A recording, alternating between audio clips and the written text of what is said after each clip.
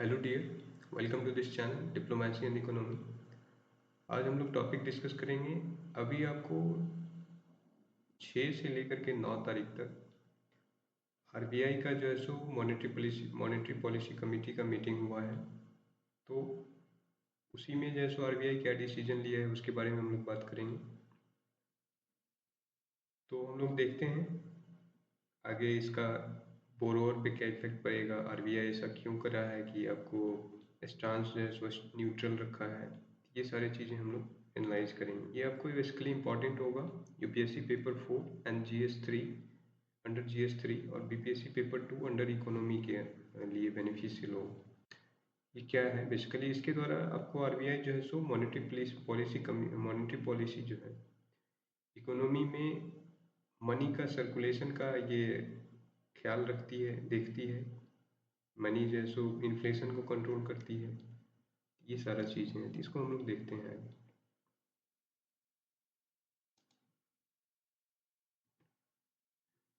अभी देखिए, अभी रेपो रेट रिमेन्स स्टेडी, ठीक है। अभी जो है सो लगातार 10 टाइम्स आपका कंजिक्यूटिव 10 टाइम्स आपका रेपो रेट जो है सो कांस्टेंट रखा आरबीआई 6.5%। रेपो रेट होता क्या है? रेपो रेट आपका वह रेट है, वह रेट ऑफ इंटरेस्ट है जिसके द्वारा आपको, जिसके बेसिस पे आपको बैंक को लोन देती है आरबीआई, ठीक। ये चीज़ है रेपो रेट।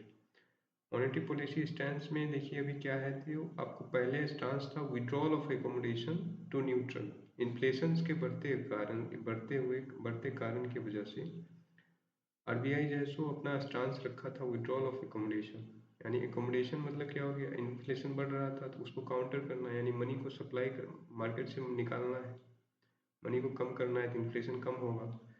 तो इस वजह से आपको एकोमोडेट करना था, यानी रेट ऑफ इंटरेस्ट को बढ़ाना था। लेकिन विड्रॉल ऑफ एकोमोडेशन ये लगातार कंटिन्यू कर रहे थे 2022 से।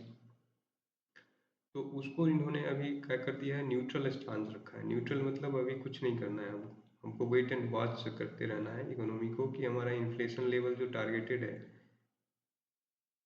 2 से 4 ± 2% है ना। 4 ± 2% जो आपका है, 4 ± 2% का जो टारगेट है इन्फ्लेशन, तो उसके बेसिस पे इन्होंने अभी जो है सो न्यूट्रल रखा है। यानी ये रखे हैं कि हमको ऑब्जर्व करना है सारी सिचुएशन क्या हो रहा है, ये चीज़ें। इम्पैक्ट ऑन बोरोवर में देखिएगा तो बोरोवर्स का जो आपको क्या होगा, एक तो जैसे मान लीजिए अगर रेपो रेट आपको बढ़ जाता। देखिए सबसे पहले तो हम लोग समझेंगे कि रेट ऑफ इंटरेस्ट बैंक जो हम लोग को देती है ना लोन, हम लोग जैसे बोरो करते हैं बैंक से, तो वो दो तरह का इंटरेस्ट होता है। एक फिक्स्ड रेट ऑफ इंटरेस्ट हम लोग से बैंक लेती है, आप ले सकते हैं। एक दूसरा होता है आपका फ्लेक्सिबल रेट ऑफ इंटरेस्ट, या फिर उसको कहते हैं वेरिएबल रेट ऑफ इंटरेस्ट, ठीक। वो एक्सटर्नल बेंचमार्क्स लेंडिंग रेट होता है, उसके ऊपर डिपेंड करता है। एक्सटर्नल बेंडिंग इसमें जो है आप देखेंगे फ्लेक्सिबल रेट ऑफ इंटरेस्ट वाला में, वो रेट ऑफ इंटरेस्ट के द्वारा आप, बैंक आपको जो है ना, जब भी रेपो रेट चेंज होगा उस वक्त के अनुसार आपका रेट ऑफ इंटरेस्ट भी चेंज होता है। और आप देखेंगे फिक्स्ड रेट ऑफ इंटरेस्ट में, तो ये basically right rate of interest higher होता है। क्यों? क्योंकि आगे चल करके रेपो रेट वगैरह चेंज हो सकता है। इस वजह से फिक्स्ड रेट वाला में रेट ऑफ इंटरेस्ट हाइयर रहता है as compare of floating rate of interest कह सकते हैं, या फिर फ्लेक्सिबल रेट ऑफ इंटरेस्ट वाला, ये कंडीशन। इन्फ्लेशन प्रोजेक्शन देखिएगा तो सितंबर में इन्होंने रखा कि इन्फ्लेशन ज़्यादा है। यानी इन्फ्लेशन जो है सो फूड प्राइस जो बढ़ रहा है। यानी अभी देखे होंगे टमाटर जो है सो बहुत महंगा चल रहा है, प्याज हो गया, आलू का प्राइस बहुत ज़्यादा है। तो फूड प्राइस का जो महंगा है इन्फ्लेशन, इस वजह से इन्होंने है ना अभी वेट एंड वॉच सिचुएशन रखा है। आगे जो है सो फोर्थ क्वार्टर आपको होगा जनवरी से मार्च वाला, ठीक। थर्ड क्वार्टर होगा आपका अभी जो है सो अक्टूबर से दिसंबर वाला, ठीक। तो ये वाला जो अक्टूबर से दिसंबर वाला जो सेशन आपको आएगा थर्ड क्वार्टर में, इसमें जो है सो स्टांस रखा है कि हम चेंज कर सकते हैं। ये न्यूट्रल जो है ना, न्यूट्रल जो स्टांस रखे हैं, इससे लग रहा है कि उसमें चेंज हो सकता है बेसिस पॉइंट, अगर सब कुछ ठीक ठाक रहा तो।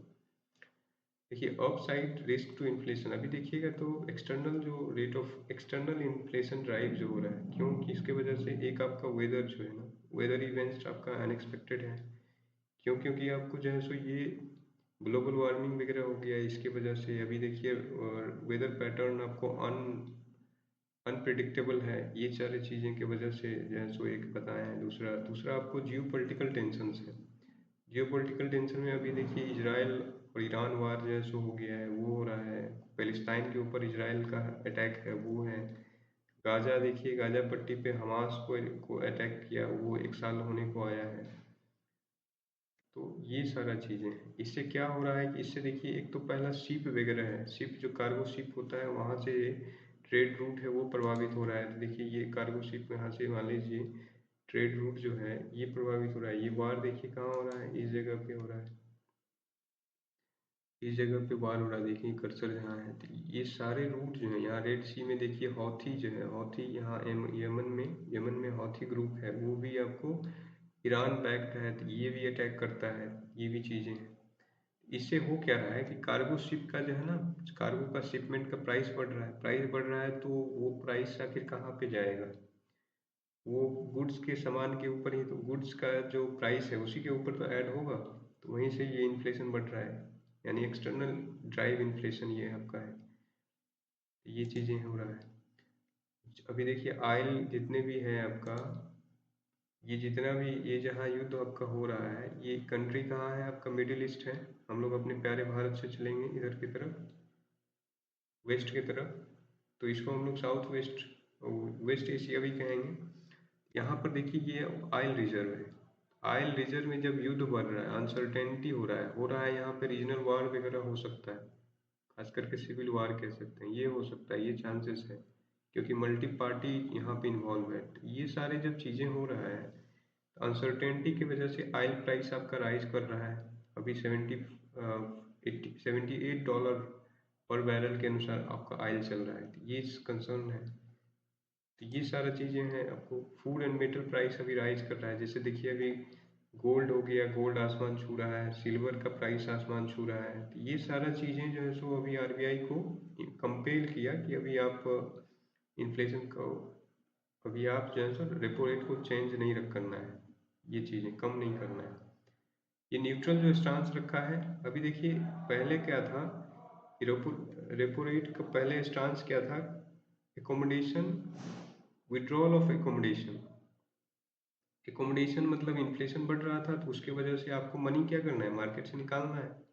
रेपो रेट बढ़ा करके आप क्या करते हैं, बैंक उससे कम आपके आप रेपो रेट बढ़ाएंगे, होगा क्या कि बैंक जो है सो आपसे क्या कम इंटरेस्ट लेगा, कम रुपया आपसे लेगा।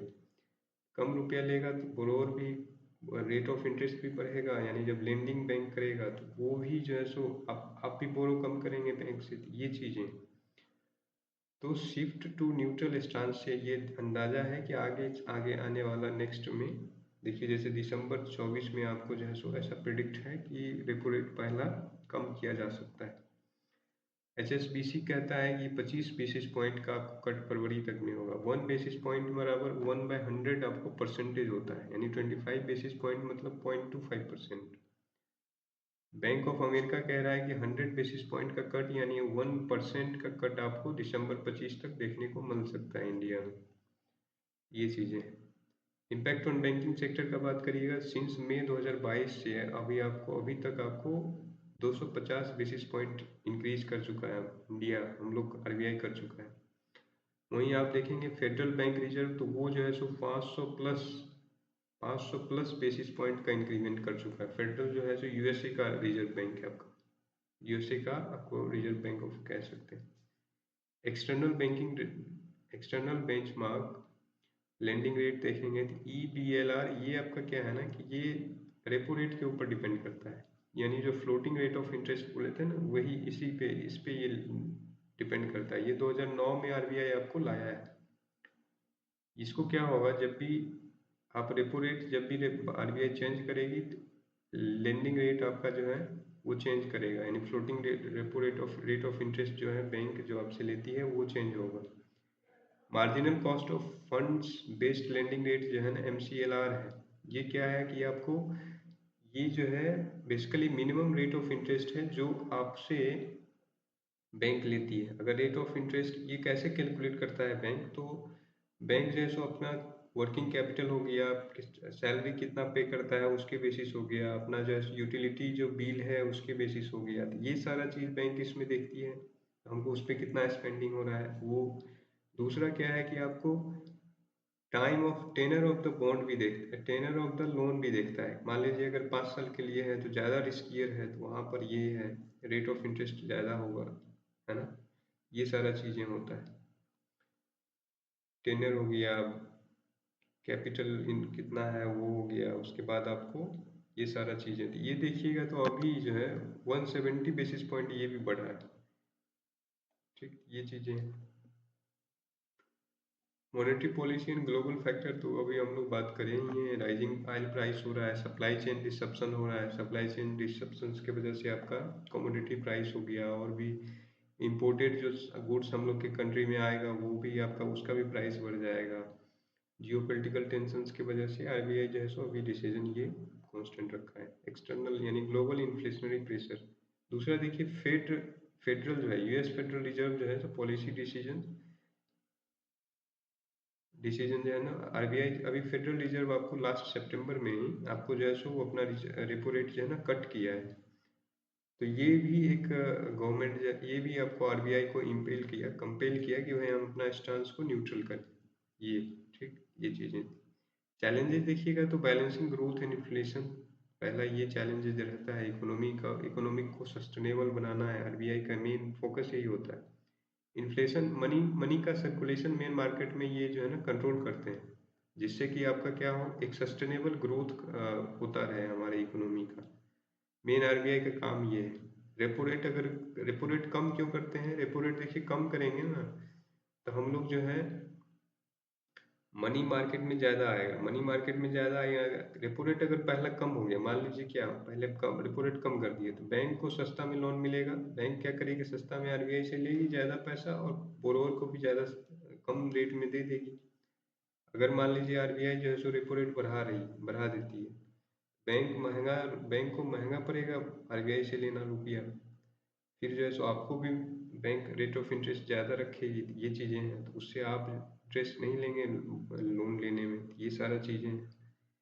तो इसको जो है so main balance growth and inflation करना होगा आरबीआई को। फिर ग्लोबल अनसर्टेनिटी है, उसको जो है सो आपको लुक एट करते रहना होगा, जैसे कमोडिटी प्राइस हो गया, ग्लोबल स्लो डाउन है उसको भी मैनेज करना होगा, जैसे आपको जियो पोलिटिकल टेंशन की वजह से इन्फ्लेशन आ रहा है उसको भी मैनेज करना है। ये सारी चीज़ें जो है जो चैलेंजेस हैं। क्रेडिट ग्रोथ, आपको जो है सो लिक्विडिटी इनफ रखना होगा अपने पास, सपोर्ट करते रहना होगा इंडस्ट्री को, जिससे कि इन्फ्लेशन विदाउट ट्रिगरिंग इन्फ्लेशन, यानी इंडस्ट्री को भी पैसा चाहिए तब तो वो अपना एक्सपेंशन कर पाएगा। ये सारी चीज़ें, ये सब आपका जो है ना चैलेंजेस है आरबीआई का। थैंक्स फॉर वॉचिंग, वीडियो को जितना हो सके अपने दोस्तों के साथ शेयर करें। थैंक यू वंस अगेन, जय हिंद।